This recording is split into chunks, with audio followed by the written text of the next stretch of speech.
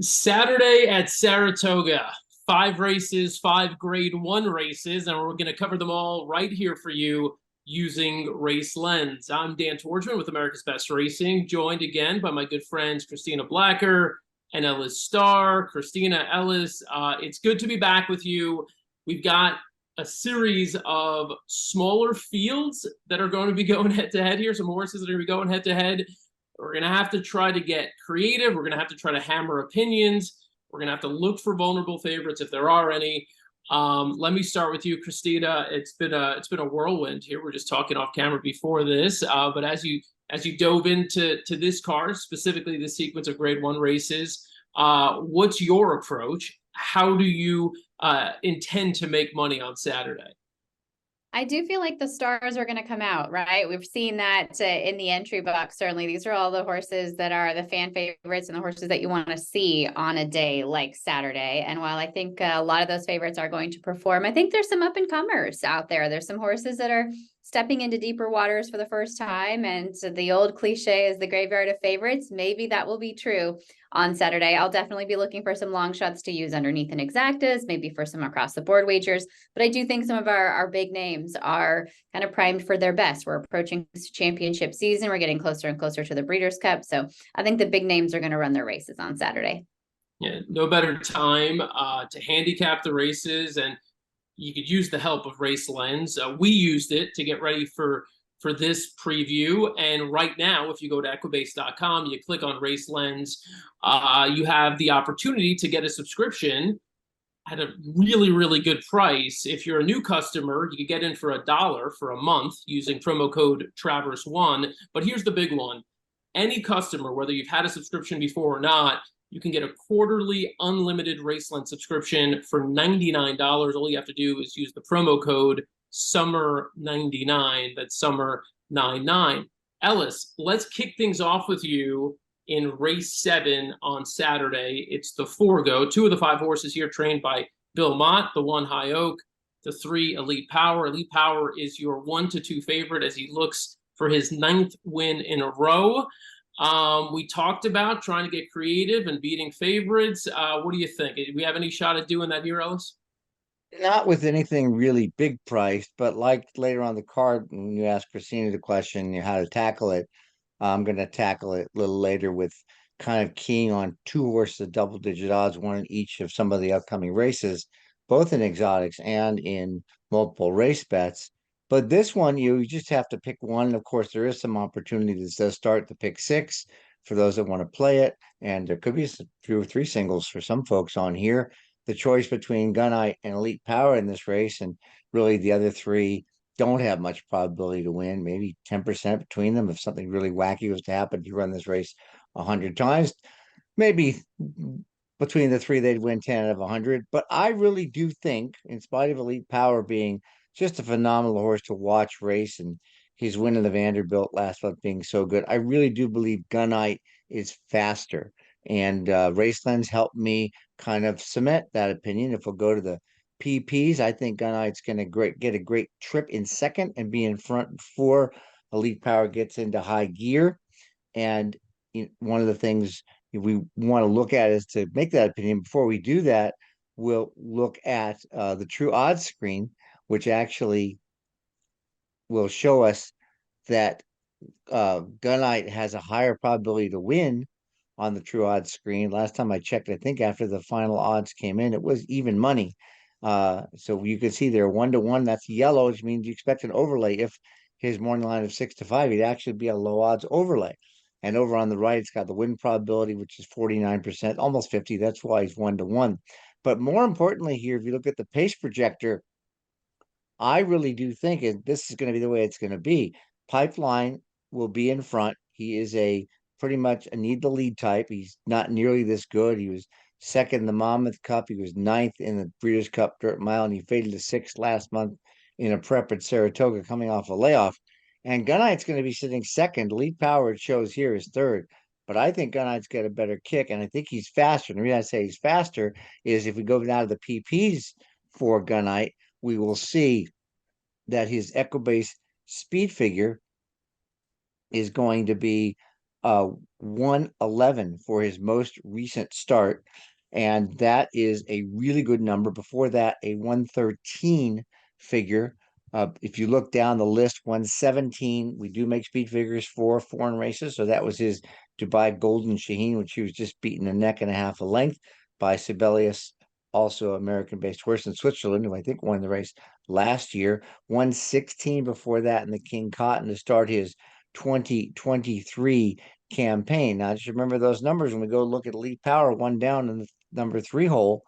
That Elite Power, his Equibase speed figures are 111, 107 starting back in October, then 111, and the last two are 112s. Well, those are good, but they certainly are not nearly as good as the 113 and 116 figures that Gunite earned winning this year in his two big wins, the one in the Aristides and the King Cotton. So I think push comes to shove, Gunite has an advantage because he gets a first over trip on Pipeline, who's kind of suspect.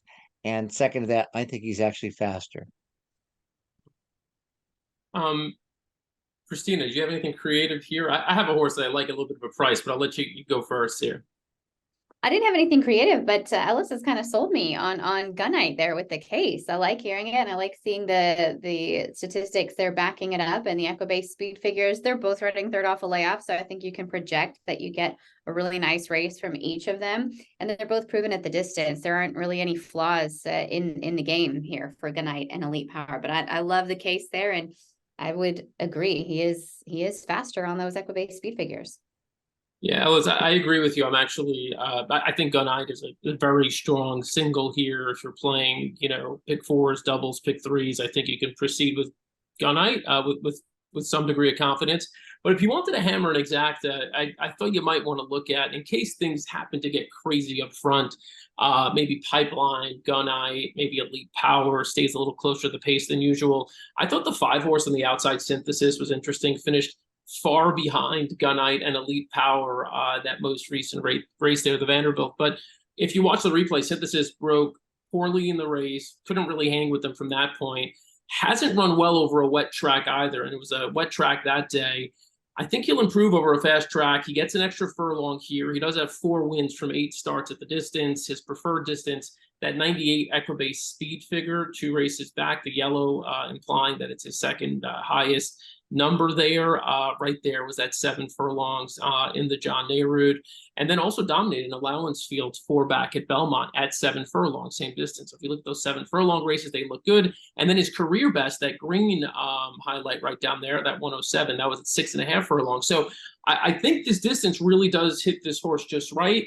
And look, something crazy is going to happen. Elite Power is going to have to not be Elite Power, and it's going to have to somehow not kick the way he usually does late. But if you want a horse who is a logical third place finisher, certainly, but potential runner up, if things don't go well for some of these, in case there's a pace battle up front, I think Synthesis is interesting. So that's my 2 cents there. I will take a deeper dive in race 9 as we move on to the H. Allen Jerkens Stakes, another 7 furlong race, really good race here, named after the Hall of Fame trainer, chief, H. Allen Jerkens. So this name was the King's Bishop, of course, until just a few years back. Bob Baffert with a very strong hand here. He has a third of the field, has the morning line favorite, Arabian Lion, has Fort Bragg as well. Those 2 are just to the outside of the horse that I actually like, though. That's Verifying. You go back to Verifying's debut race, bottom left there, Saratoga, 6 furlongs, wins that race pretty easily. You see here over time, he's stretched out a bit, and now he cuts back. And I do like specifically horses cutting back on this surface at Saratoga, which we've seen is fairly trying. So to see that extra conditioning, some of these horses have been going longer, cutting back is good in and of itself, but especially the way Saratoga's been this summer, and especially in the case of Verifying, who seems to be just a little bit, he seems to either wander a little bit late or just not have enough going in some of these route races we've seen him in. Even when he's won, he's barely won. So I think, again, the 7 furlong distance is going to be just perfect for him. And I think he gets a really nice setup here. A horse on the inside is Drew's Gold. He has speed. The horses on the outside, as I mentioned, Fort Bragg and Arabian Lion. But there's a, the speed of the speed is New York Thunder, the 5-horse. So I think he could have a 3 or 4-way go. I don't know if any of them are as fast as New York Thunder, but there will be a lot of pace on here and verifying figures to sit. A really nice trip. I didn't even mention One Vermilion, just to his inside, who also has a ton of early speed. So really the only horse in your figures to be sitting off of them is verifying. And even though he wins that last race wire to wire and the race couple back wire to wire, that's going longer. So going this sprint distance, I would expect to see something from him similar to what we saw in a couple of spots earlier this year, where he sat a couple of lengths off and then made his move. And so want to take a look at a little bit of trainer research here, a function here that you could use pretty easily on Race Lens. You look at Brad Cox and wanted to see, using the jockey that's assigned to ride on Saturday in Flavien Prat. He gets up for the first time in dirt graded stakes races the past 5 years. When Pratt is up for Cox, 37 starts, 13 wins, which is spectacular, and 25 in the money. So only 12 of those 37 runners didn't hit the board. As you can see there, 35% of them won. And this is the first time Pratt is getting up on this horse. So I do love that as sort of a signal of strength here and the timing being right. As I mentioned, I also love the cutback here for verifying. I think there'll be plenty of pace on. Welcome, Ellis or Christina, if you have any other thoughts in this race. This is one of the meteor races, I thought, and thank you for letting me steal it, because I chimed in first. I was like, "Ooh, I want this race." And you guys were like, all right, take it. So I don't know who wants it, but Christina, Ellis. I'll be happy to go. I think that your pace assessment is usually rock solid, except here. One Vermilion does have a lot of speed, but his last 2 races are mile and 16, 2 turns, mile and length. Route horses cutting back, their speed gets dulled. He is not going to have the lead in this race. Even Louis Sai, as aggressive as he is not going to get this horse. He's been running 47, 111, 47 and a half, 111 for 6 furlongs. New York Thunder's gone. He's got a length and a half opened up in the Amsterdam. He opened up by 2 in the Woodstock on the Tapeta in April before that. This is his second off a 3-month layoff. He's got a race over the track. He's got the top Echo-based pace figures. We can't show him here. We're going to have to set up for pace, but 105 and 102. And then he actually accelerated because he got a 108 final figure. Arabian Lion got a 115 to Woody Stevens after getting a setup. But even Arabian Lion, except for his debut, has not seen speed like 43 and change that New York Thunder can put in. So for me, he's going to be a single on my pick 3 tickets in this race, and I think he's gone. And I'm hoping that the Baffert horses, Fort Bragg and Arabian Lion, who have recently gone to post, Fort Bragg at 3-5 at last time out in the Dwyer, Arabian Lion at 2-5 in the Sir Barton, and then 2-1. I hope they get really bet, because I would love 5-2 on New York Thunder. One update, just did want to mention, you mentioned one in Vermilion, jockey Louis Saez will actually not be riding this weekend. He was injured on Wednesday, and so I didn't see who the replacement booking went to here. I do know that in the Travers coming up that we'll go over, Flavien Prat will now ride Mage. Christina, any other thoughts here? I hate to say it, but I'm going to pile on as well. I like New York in here too. I'm with Ellis on this one for everything that he mentioned, but also that last race was his first race on dirt, and it looked freaky good. I mean, he's 4 for 4. It's great to see Ammo racing with more horses in the U.S. I actually was covering some of the racing from Delaware earlier this week, and they had a runner there too. So looking forward to what he can do in his second start, which looks like his best and his most preferred surface. And I think he looks just freaky good out there. So I am also on New York Thunder and would love every bit of that 5-2 if we can get it. Yeah. Well, look, I respect the cases you both made, and I think certainly that's a scenario that we can see. On paper, watch New York Thunder's replays as well. He's the fastest horse in this field. If he doesn't need a breather, like he didn't need a breather in the Amsterdam, and he could still kick again like the way he did late in the Amsterdam, he's going to be tough to catch. So we'll see how that plays out in the Jerkens. We'll move on to the 10th, our third Grade 1 stakes race of the day. It's the Ballerina. 7 furlongs again on the dirt. Morning line odds here would tell you that the race really goes through 2 horses, one of them being Echo Zulu, the 6, and the other being the 7, Goodnight Olive. Christina, I'll let you explain more why everyone, including yourself, I believe, are pretty high on those 2. And if there's anyone else that we should keep an eye on here. Yeah, very high on those 2, and similar to what we saw earlier, in the Forego, there's no chinks in the armor here. There's nothing really to knock with these top 2 horses, and so you have to try and find a way to make your case, or maybe a way to kind of knock the others if you can at all. I ended up with Goodnight Olive on top. She's the 7 in the race on Saturday. She's a horse for course here at Saratoga. As you can see, she's 2 for 2 over the track. She also loves the distance, 6 for 7 at this 7 furlong distance. This is really her sweet spot. And we saw that in the Breeders' Cup Filly and Mare Sprint last November at Keeneland. And also just kind of, if you want to look at that running line, she's shown in the past and in that race as well that she has the ability to stalk the pace. Echo Zulu, we know, is very fast. We know there's some other speed in here, but I think she can really sit her best trip when she's right off the pace. And then you have those trainer statistics that are right there on the page for you. I mean, everything is green. Everything is positive all the way down the line here with Chad Brown. Love him with this rider. Love him on the last 30 days. Of course, it's coming back in this kind of a layoff from 2 to 6 months, 21%. It's all good. I also went to the late pace page, and I always, or to the True Odds page, I should say. And I always sort for late pace. I talk about this figure all the time on FanDuel TV. I talk about it in turf races and turf sprints and races like this on the main track.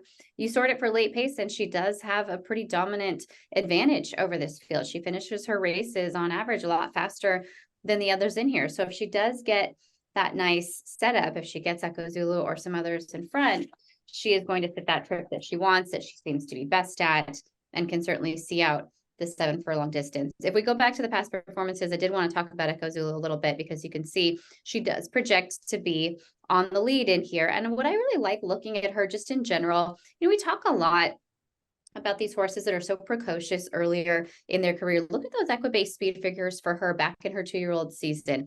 You see the 82, the 92, the 97. Then we come into her 3-year-old season, and she gets faster. She starts to break that 3-figure mark, a couple hundred speed figures for her there. And then now we're coming into this 4-year-old season, and she is at her best, 109, 111. I think this is something that's really unique that we don't always see. And especially with a horse like her, who I think for a long time, and it might still be there, we talked about the distance limitations that she might have. They put her in the Kentucky Oaks, and she ran her guts out to finish 4th that day at a distance that, a little too far for her, but they cut her back. This is definitely, her sweet spot.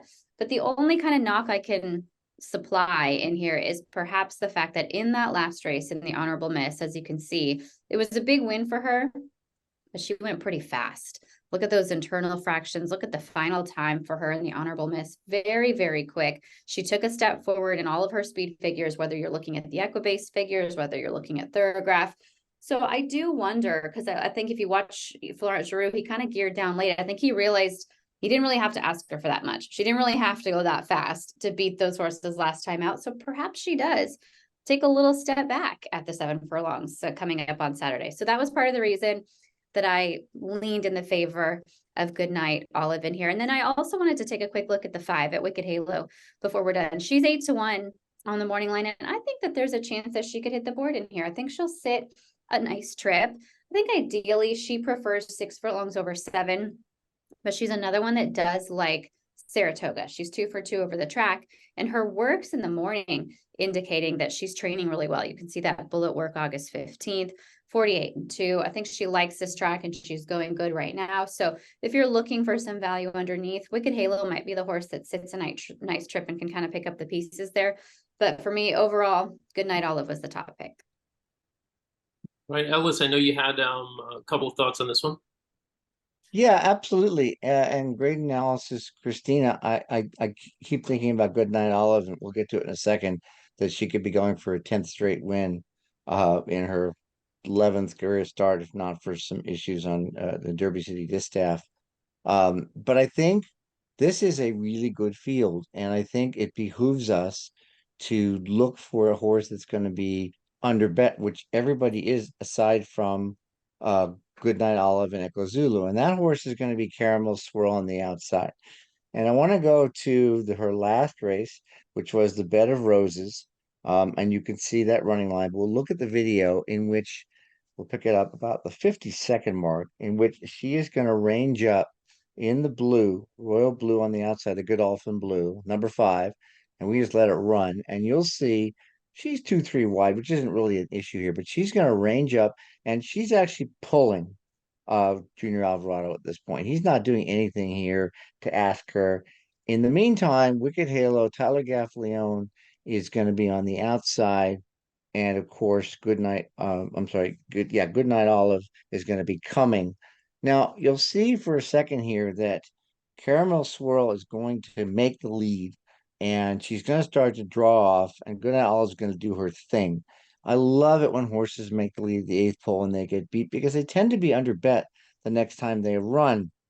And I think that's really, really important to know that she ran as well as she did after making that move, maybe a bit early. So now go back to her PPs and look down at the Raven Run Stakes, October 23rd of 2021, when she was a 3-year-old, and that was at 7 furlongs. That was her best race, arguably. It was a 111 Echo-based speed figure. She rallied from 7th in that race, did very well, and then she took time off. And then we'll go to the 2nd in the Ballerina last year to Goodnight Olive, and then this race. I think that she is going to be coming up to a really good race now after that if Junior just times it a little teeny bit bare. Now, looking at Goodnight Olive, as I mentioned, the 7, we talked about, I just want to talk about sometimes what happens in a race. If we go to the Derby City Distaff on May 6th and pick it up about the 1-minute mark, this is another interesting race because in this one, you will see Goodnight Olive making a big move. The 3 again, it's the gray, in this case, Wicked Halo. And Goodnight Olive is going to be following her. And Wicked Halo, I should say, Tyler Gaffleone, makes it his mission to ride 2 races here. Have you ever heard the term 2 races? I know you guys have. For people listening, he's riding 2 races. His job is to not only ride his horse, but he's just not going to let an inch of room for, and you see he's almost stood up, or I read he's almost stood up there on the horse. That's a race she should have won if not for that trouble. It's nobody's fault. It's race riding. It's legit. It's legal, but it is and really good. And of course, she won this race last year, so it's important to know that. Her Breeders' Cup Filly Mare Sprint was a really good race there, the 106 figure, and then the 107 last time out in the Bed of Roses. And then Echo Zulu, the only race I want to look at is that 7 furlong race because both her races this year were at 6. So that would be the Dogwood Stakes, 9/24/22, where she won as well. And you can see that was a really nice race with a 105. And then her last race was a 111. So she just ran the best race of her career. But I think Caramel Swirl, I mean, they all have fantastic records. So Caramel Swirl's got 5 wins, 4 seconds, 3/3. So 12 for 14 in the money. Goodnight Olive 8-1-1-10 and Echo Zulu 8-1-10. So I think Caramel Swirl 10-1 is going to be ignored here. I think a slight improvement on that race, or running the Raven Run runs a lot better. Echo Zulu could be loose, but again, she's stretching out to 7 for the first time in this year. Last year when she won the Dogwood, she was cutting back from mile and 16. So personally, I'm going to look at Caramel Swirl, probably boxer with Goodnight Olive, boxer with Echo Zulu, and I'll make a win bet. Like it. I like it. We need prices, so I like it a lot. And Ellis taking full advantage of the unlimited replays available on Race Lens, pulling up replay after and you'll find yourself in this position as a handicapper if you don't use Race Lens. What do? How are you watching your replays? You got to do them piecemeal. You got to do them one at a time. Here, you got them on the left side of your screen, right where the date is listed. You click them. You watch the replays. You could track trips so much easier. And Ellis, you just demonstrated it. So Ellis not getting cheated with the replays there. I hope to not get cheated in race 11's the Sword Dancer 1.5 miles on the turf. The story, I think, one of the stories, you see Stone Age there, is going to be a short price favorite who we're all going to be behind, and you can scowl at us, you can be disappointed, but I think we make good cases. But the other story, if we just click on the 6 momentarily, I believe it's the 6, right? Yep, Channel Maker. This is a cool horse, right? Won the Bowling Green last out at 9 years old. Still very much doing his thing, especially when he gets to the front and he doesn't face any pressure. Channel Maker is going to usually kick clear and hold him off late if he's got anything, because he's got a big heart. So Channel Maker, one to always respect, again, if he could get to the lead like he did in that Bowling Green. The question is here, is there anyone that's going to go with him? And if so, who will that potentially benefit? So we could move back to the 7, Stone Age. And typically you might worry about a horse off of this long a break. You could see there on the left side, he hasn't run in, what is that, 6 months? 6 months now, a little over 6 months. But Chad Brown, you may have heard of him. Decent little trainer. Over the past 5 years, horse is coming back after these long breaks on the turf, and then using specifically Saratoga as a target, because as you know, Chad Brown rules the turf at Saratoga. So when they come back off a long break, how do they do? Well, they win. They win at just about the same rate as all of the other Chad Brown horses on the turf. 28% in the money. Oh, 28% win percentage, 63% in the money. The positive ROI, everything you want to see there if you're going to take a short price horse. So that's Stone Age now coming back off a long break. Let's go to the true odds page. And we talked about now, if we're going to look at who's going to have the most kick late. So Channel Maker dig in last out when left alone on the front. His late pace figure is 111.5. Stone Age 124.5. So 13 points higher for Stone Age.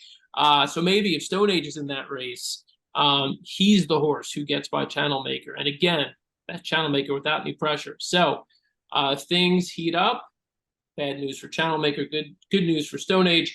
And then also wanted to pull up, well, not even pull up, but just reference the race you see 3 races back. That's the last time we saw Stone Age stateside. It was in the Breeders' Cup turf. That circle there that you see around the 125, that is the highest equibase speed figure for any horse in this race. We haven't even seen him much. That just happened to be the last time we saw him, and he posted the highest equibase speed figure for any horse in this race. I do think Channel Maker faces a bit more pressure in this race, but I think even if he has a very similar trip, going this 1.5 mile distance, coming off that last race, I think Stone Age is still too good, and he rolls by. Christina, I know you also are a fan of Stone Age, and hopefully I left you something to reference there, and I did not, again, monopolize the entire No, I'm point with list you. here. I'm with you on I was very pleased when I saw your notes for the webinar today, and I thought, yes, ditto to everything that Dan has to say about Stone Age. And the only other thing that I would reference is looking at that Breeders' Cup running line. He wasn't too far off of the pace in there. And you look at who is in the saddle coming up this weekend. Flavien Prat will be in the saddle on Saturday. And to me, there's no better judge of pace in the country right now. Flavien is always in the right spot. He does his homework, and he also has the ability to change a horse's style if you need to a little bit. I don't really think you need to change this horse's style, but nobody's going to let Channel Maker go like they did last time out in the Bowling Green. I think he's going to be closer. I think he's going to be sitting right there. He will get a little bit more pressure, and then that late pace figure really comes into play. He also ended up behind Rebels Romance. Unfortunately, with losing the rider, we didn't get to see what Rebels Romance could have done last time out in the Bowling Green. So I'm with you on Stone Age. The only other horse that I wanted to kind of point out is the 5 in here, Pioneering Spirit. Pioneering Spirit is a gelded son of American Pharaoh, and look at his record on the turf. So 2 of those races came quite a while ago. And then back on March 24th, as you can see in the past performances, Linda Rice picked him up via the claim. In the last 4 starts that are highlighted there in green, she put him back on the turf course. And now this horse has gone from a maiden 40 win, the starter allowance win, a regular allowance win, the non-2 victory. And yes, this is a big step up in class for him, but look at that trainer research, distance and surface for Linda Rice. This is a positive ROI for her. This is not a circumstance that you really see her in very often. Her horses are always bet. She wins a lot of races. She started the meet really, really strong. I think she has cooled off just a little bit by her standards, but this is not usually where we see her. And I think this horse has clearly shown that he has an affinity for the turf. We can take a quick look at the replay of his last race, just to watch how powerful he is at the finish. And this is, again, softer company, obviously. This is the biggest test of his career, and I know he's taking this big step up. But when you have a horse that is on a roll like this, and a horse that clearly has a preferred surface, American Pharoah out of a Giants Causeway mare, you know, he's going to hit his best stride here late, and he's just going to pull clear this field. He's handy, he's light, he's fast. He does drop pretty far back off the pace, so horses like Stone Age will be ahead of him in the early stages, but I just wouldn't count him out of the exotics because of that record, because of how well she's been going at the meet, Linda Rice, and maybe he can surprise a little bit and does have the class to rise to the occasion. Ellis, I know you've got a couple of thoughts on this race too before we move on to the Travers, so kick it over to you. Yeah, this is a really interesting race, and I could see Pioneering Spirit. My concern is, and I'll get to second, in Pioneering Spirit, you see that Irad Ortiz is riding. Real quick, I don't call an audible here with our producer, but if you look at the 5, you saw Irad Ortiz is riding here, and you can see who's ridden the horse. All 4 wins Jose, which kind of I had missed. And now, if you go to number 1, Soldier Rising, you'll see Jose picks. He's getting off a horse he's won 4 in a row with to ride Soldier Rising, who you can see 7th, 2nd, 9th. There's the wins back there. The first thing I want to show is a nice feature in Racelands for those that want to use it. There's a highlight feature and a strike through feature. You can see for this very last race, I used the strike through feature. And this is because that was the Bowling Green, in which unfortunately Rebels Romance did fall. And that caused Soldier Rising to check badly and lose all chance. So I'm ignoring that race. And this helps me to completely ignore one of the great features of racing, completely ignore the Bowling Green. So that's one thing I wanted to point out, definitely. So now if you go down to Soldier Rising, and he's the Grand Couturier Stakes, July 8th of 2022. We're going to look at that video, and you'll see the horse that won was Channel Maker. So we're going to go to that race, and we're going to show at about, I forgot what mark, he made the lead against Channel Maker. Channel Maker is leading most of the way, and in the stretch, you see Soldier Rising. This is probably the first. No, this is the drive now. So Channel Maker on the inside in the pink and the white.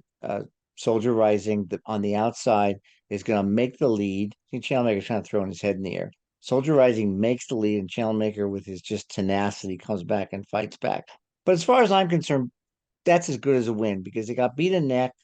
And when we go, and he was still finishing out, and we go back to the PPs, you'll see that race was basically, I believe, a 112 equibase speed figure, which would be the best of his career, or second best of his career. He was beaten a half a length in the Red Smith with the 113. So it's a second PP for the horse.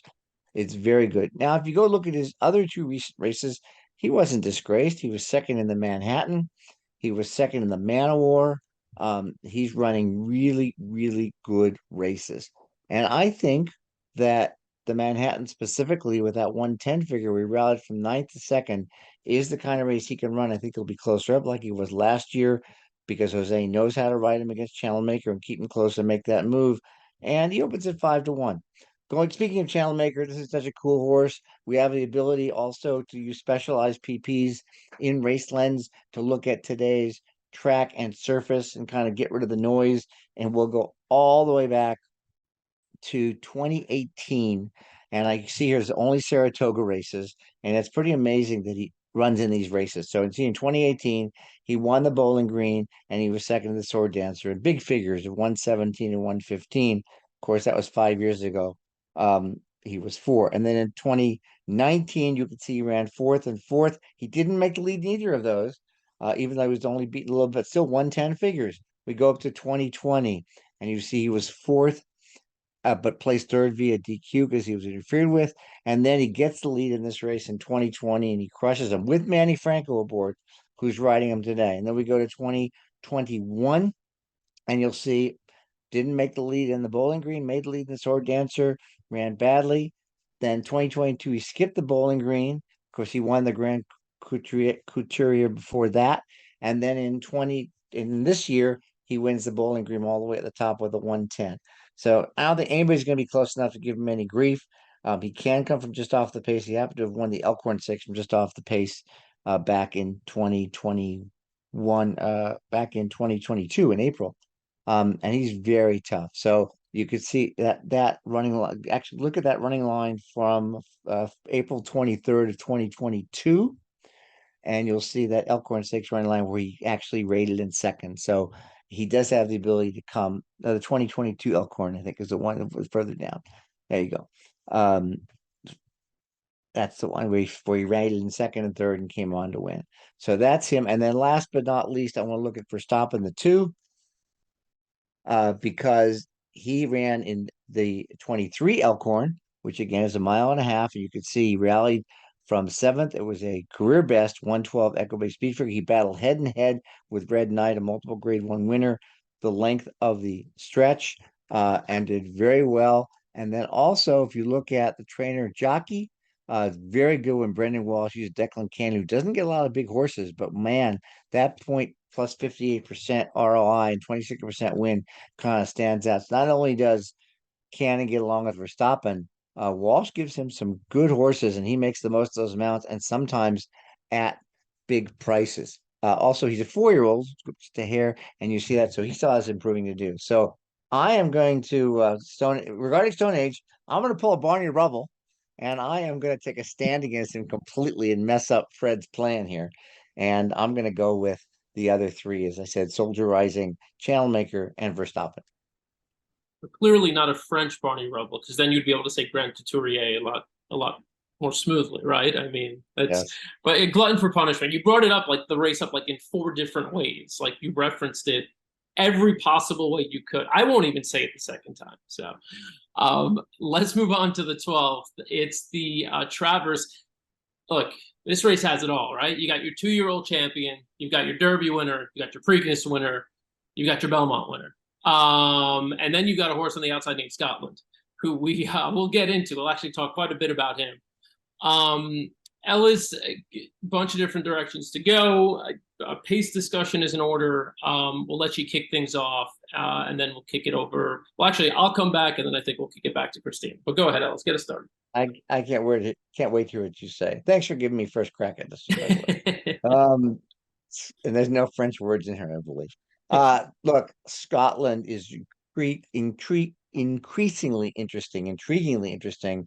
I make the race Scotland and Forte. This is our Echo-based race of the week.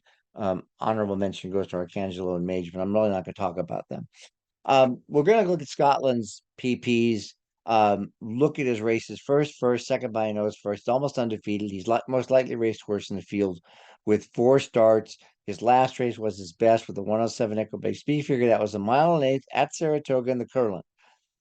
Interestingly enough, if you look at Forte now, which is compare the best horse in the race, the obvious favorite, Forte 105 in the Breeders' Cup Juvenile last year, 106 in the Founding Youth, 104. Then the layoff because he couldn't train for a couple weeks because after being scratched for the Derby, and then the 109. Look, 109 and 107 are almost the same to me. They're both 9 furlongs at Saratoga.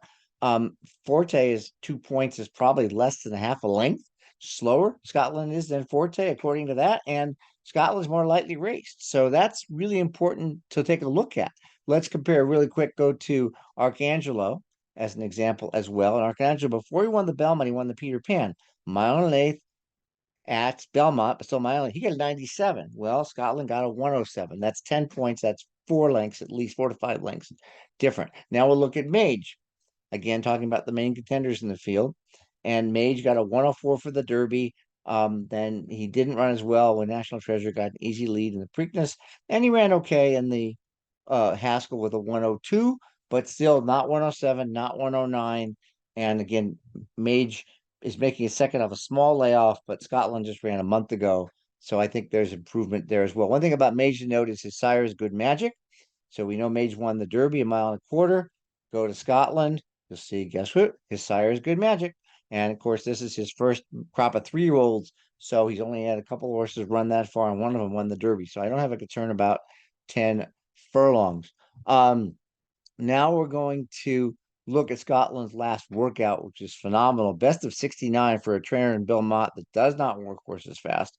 That just shows what kind of form he's in after that last race. Very important. And now something interesting is we'll look at that last race. You see, first of all, the company line, and you see Il Miracolo is italicized. Well, I have to be watching the Smarty Jones this week. But if you hover over, Racelands tells you right away without even looking the horse won its next start, and then when you click on the horse, you can get that horse's lifetime PPs. And this was just Monday, so Monday or Tuesday, Il Miracolo won the Smarty Jones Stakes by 3 lengths easily, with a 98 figure, a slight regression, but he won it easily.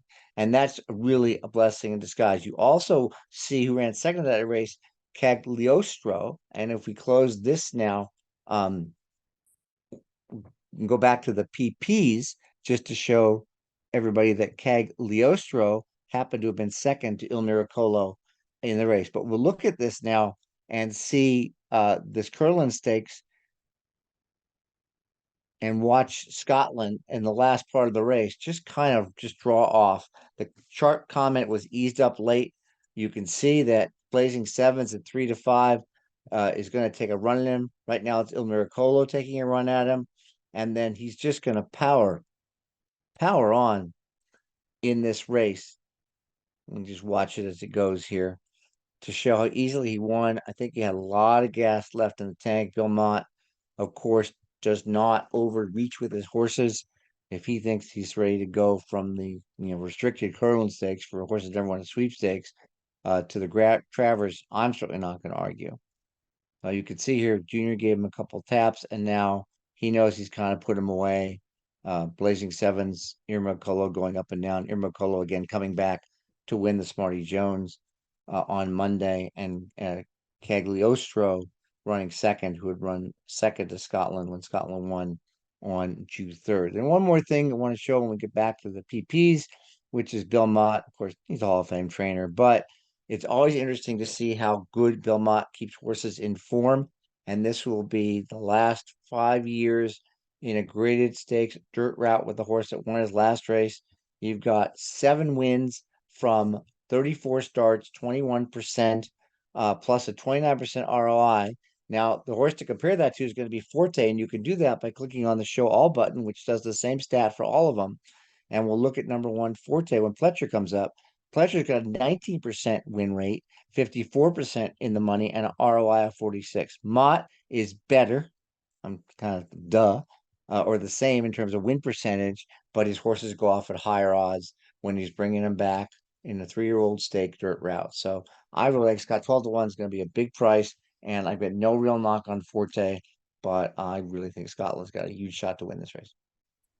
I'm glad you flagged Il Miracolo winning the Smarty Jones, since I basically chased him and threw tons of money away on him in the Belmont and in the Curlin. So I'm glad he broke through when I wasn't watching on Monday. We're looking at the True Odds page here. You see the 5 horse in the early part of the race, like alone, completely alone.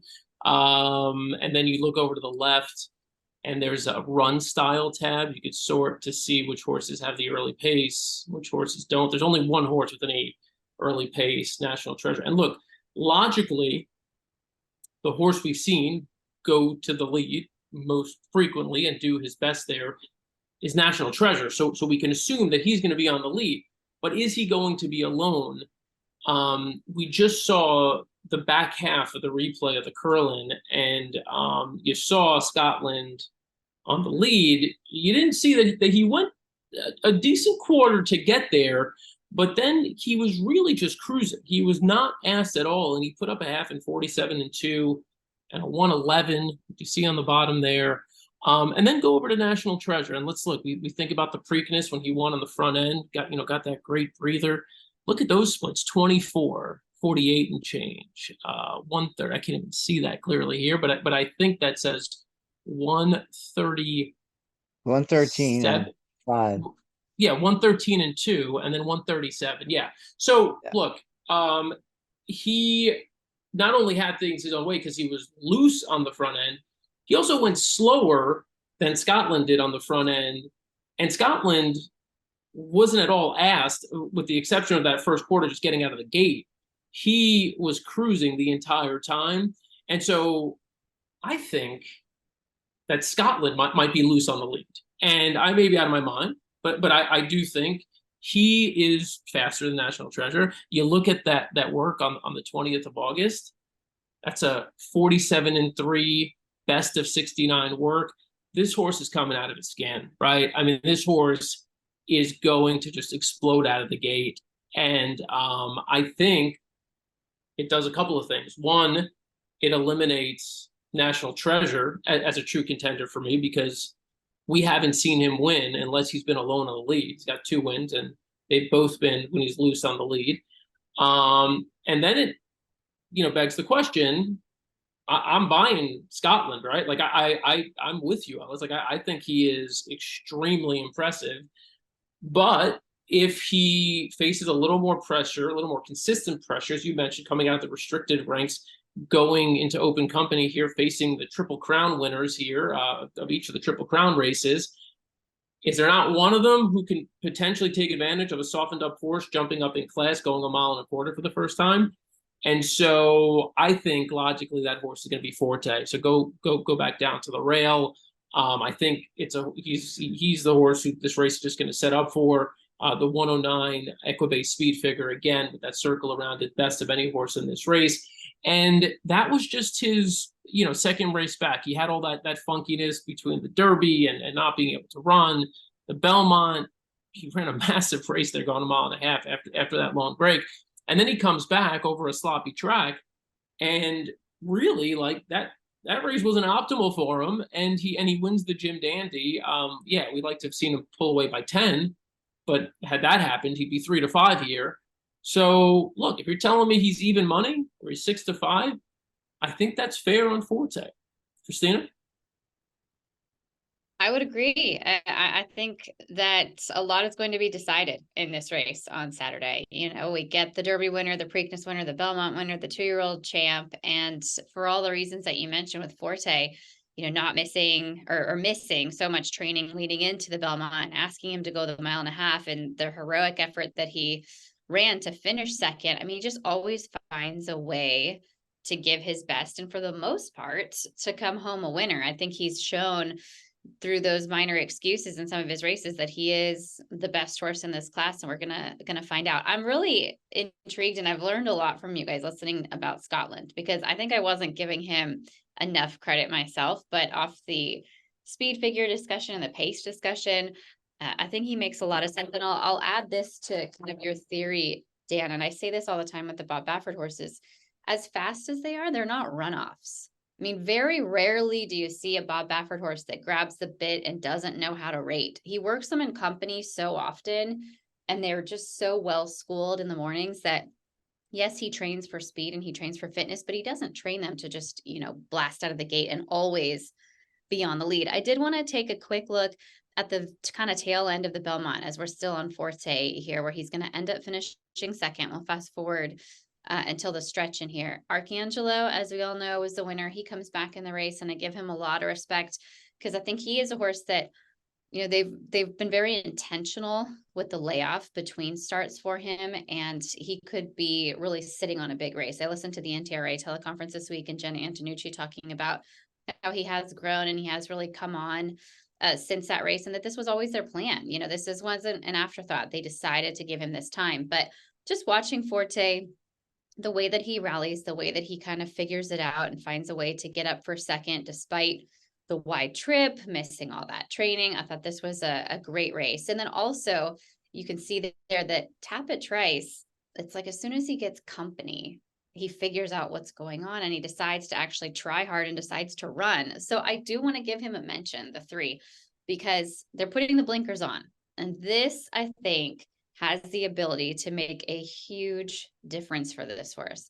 He is physically one of the most well-built horses of this class. He has one of the biggest strides. Now, he might be a little better at that 1.5 miles that we saw in the Belmont. I mean, I know, that's the classic distance, and we're cutting back to this 1.25 miles, which isn't something you can often say, but I just think that with the blinkers on, he's a bit of an X factor if he finally pays attention and gives 100% for the entire race, which we will find out. So I'm on Forte. I think the 3-year-old championship is going to be decided on Saturday. I'm excited about the race, but off of everything that you guys have added with Scotland, you think on my tickets, because he makes a lot of sense in here too. Christina, can I ask you quick, speaking of blinkers, and Dan was talking about something we didn't mention. I'm sure people in the audience are wondering, National Treasure is taking blinkers off. Do we know I know. anything about what that's supposed to do about?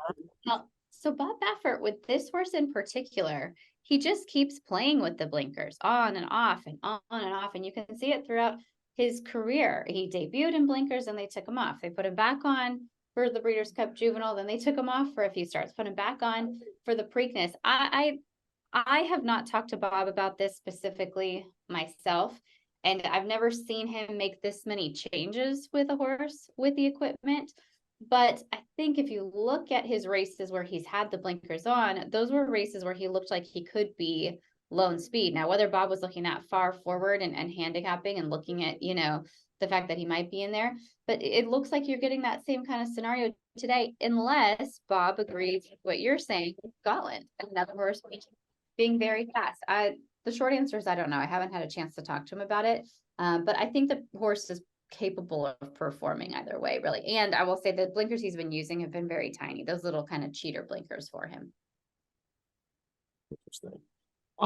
We may as well just kind of mention the other runners in this race. Christina, you mentioned Arcangelo, the Belmont Stakes winner, and hearing Jenna say earlier in the week that the horse is even bigger and better. I mean, if that's the case, I mean, he's going to win, right? Because if he's any bigger and better than he was in the Belmont, then we're just wasting our time. But I think we're all operating with the assumption that that was a maximum effort from Arcangelo. He also got the run of the race there, saved all the ground on the rail, bred for that distance, and obviously did what he was supposed to do. And he did it professionally, held up a bunch of runners late, but maybe we have to see it one more time before we all fully become believers. Are any of us thinking of using Arcangelo and maybe the two spots, since we're all, it seems like we're between Forte and Scotland for the top spot? I might, but 5-2, I'm not sure. And I did make a note that you got to remember when he beat Forte, Arcangelo was off basically 4 weeks, and Forte had been off that 2 months. So, given that Forte's now had 2 races, it's tough to think that Arcangelo can do any better than third here if we're right about Scotland. And then Mage also, but Mage you have to use to hit the board, and 4-1 is square. So I certainly could see using Mage in exactas and trifectas in second and third. I don't know that he's going to be able to repeat that Derby effort, but I mean, the Derby effort came off the second to Forte, and then Forte got scratched, and we're all shaking our heads 15-1. If we like Forte, why didn't we bet Mage the Derby at 15-1? Because he was next best in the Florida Derby. And that was, of course, hindsight handicapping, red boarding, if you want to use it.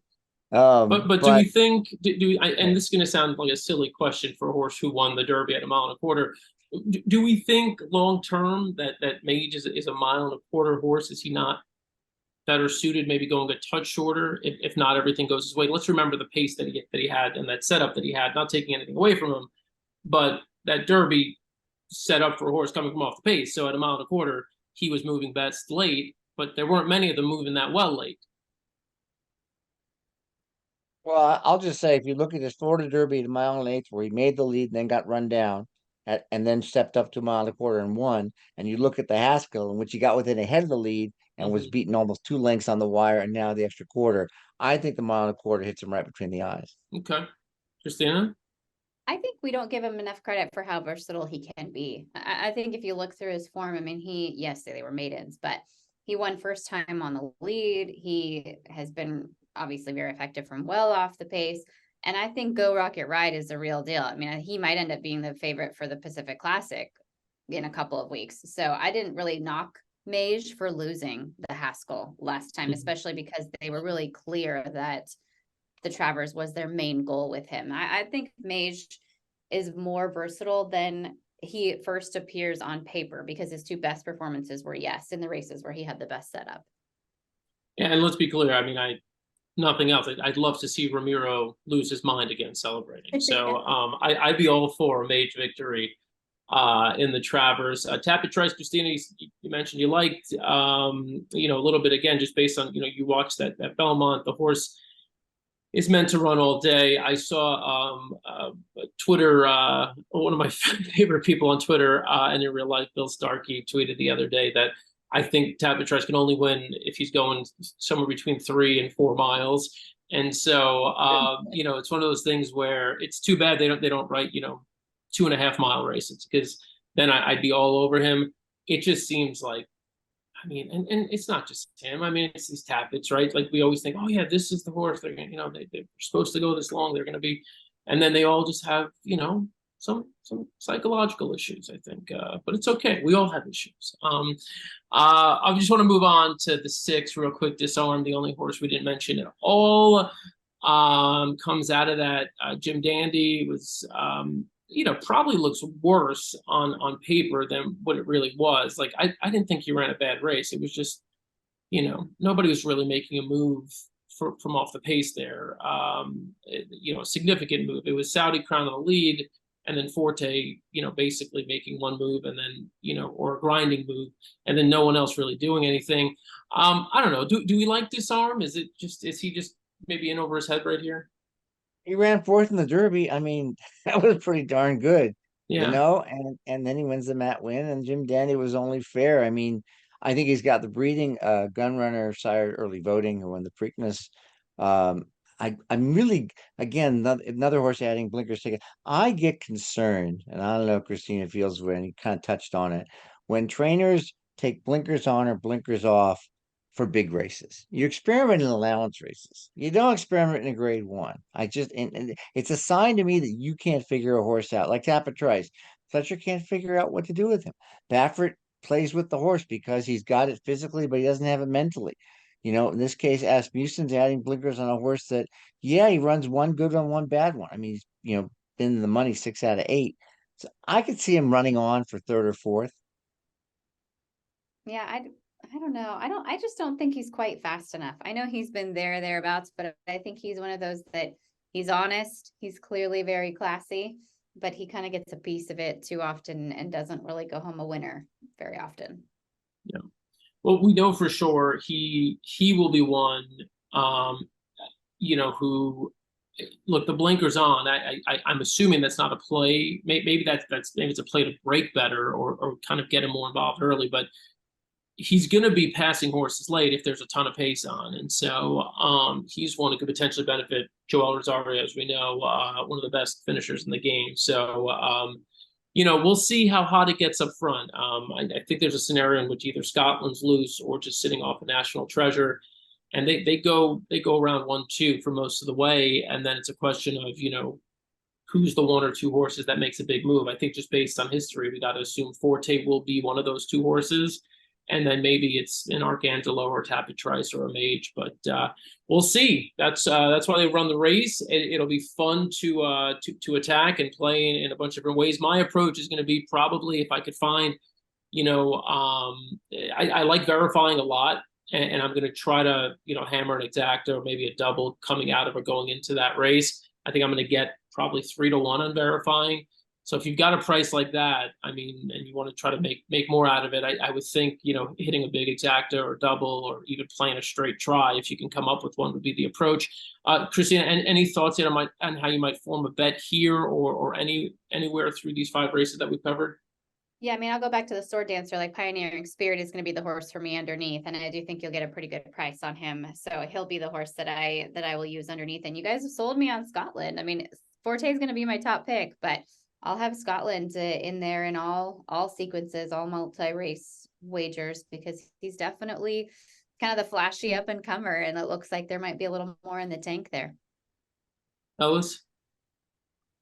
As far as this race itself, I'd like to make a case for so many horses, but I'm going to stick with a win bet on Scotland and a Scotland Forte exacta, and pick 3s and pick 4s. I'm going to play it easy, but I'm underneath in earlier races. I'm using Caramel Swirl, who will be a price, and hopefully then I can spread in some other races. We'll see how that goes.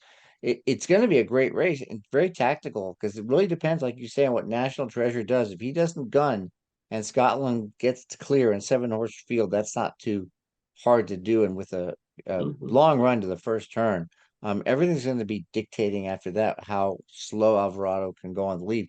If Alvarado can do what Johnny V did on National Treasure and the Preakness, Forte still got his work cut out, but he may be good enough to win. All right. Thank you, Ellis. Thank you, Christina. If you have any questions for them or for me, you know how to find us on X, formerly known as Twitter. Check us out ask us any questions you have. We are usually very, very responsive. So let us know. And in the meantime, whether it's today, tomorrow, the day after, you still got a few days to get in on the Race Lens promo. You can get a quarterly unlimited Race Lens subscription for $99 for a quarter. So $99, use promo code SUMMER99, SUMMER99. Go to EchoBase.com, hit the Race Lens tab, and you'll see your options there. Also, new customers who've never had Race Lens, you could try it out for free for $1. Use promo code Travers1. I'm Dan Tordjman. Again, for Christina and Ellis, we thank you so much for joining us, spending some time with us. We wish you a lot of luck on Saturday. Yes, good luck. We'll see you next time.